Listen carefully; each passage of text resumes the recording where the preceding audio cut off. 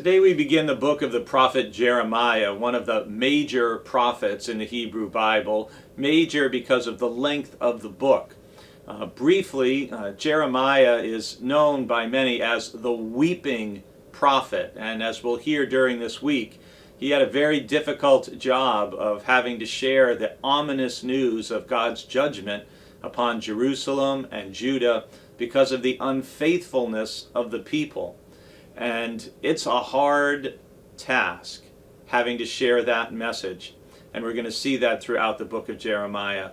My mentor in seminary liked to say that part of what Jeremiah's task was trying to turn brown into green.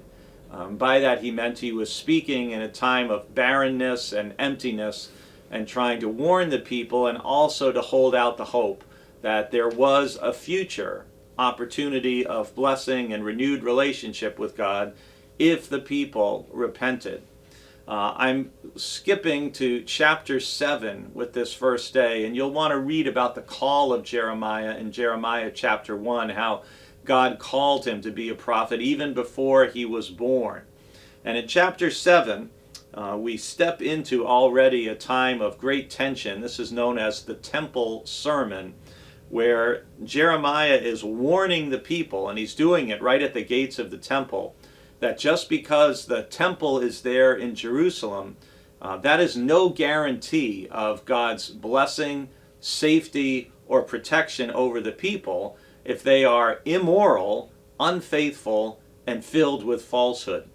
And he says in verses 5 and 6 in chapter 7, "For if you truly amend your ways and your doings, if you truly act justly one with another, if you do not oppress the alien, the orphan, and the widow, or shed innocent blood in this place, and if you do not go after other gods to your own hurt, then I will dwell with you in this place, in the land that I gave of old to your ancestors forever and ever."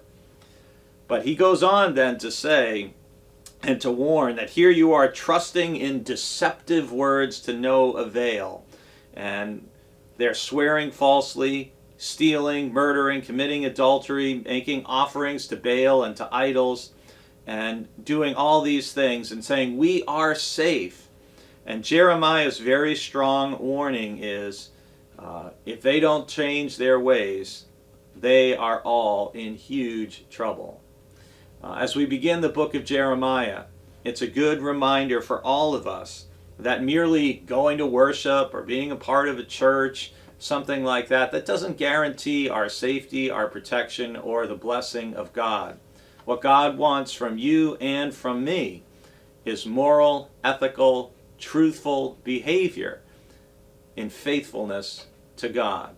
May that be found in each of us.